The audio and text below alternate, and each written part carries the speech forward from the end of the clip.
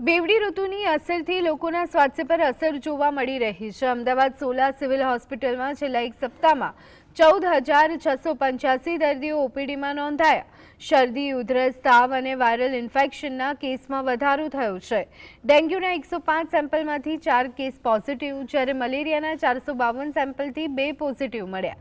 બાળ વિભાગમાં દૈનિક 100 થી 150 ઓપીડી નોંધાઈ રહી છે અને 44 બાળકો હોસ્પિટલમાં દાખલ છે।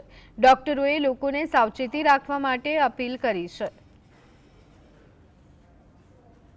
14,685 દર્દીઓ ઓપીડીમાં નોંધાયા તથા દાખલ દર્દીઓ 1150 દર્દી આ સમયગાળામાં નોંધાયા તથા જુદા જુદા રોગની વાત કરું તો ડેન્ગ્યુમાં લગભગ 105 દર્દીના લોહીના નમૂના લેવામાં આવ્યા આ સમયગાળા દરમિયાન, તેમાંથી 4 દર્દીના રિપોર્ટ પોઝિટિવ હતા તથા મેલેરિયાના 452 દર્દીના લોહીના નમૂના શંકાસ્પદ લેવામાં આવ્યા, તેમાંથી 2 દર્દીના લોહીના નમૂના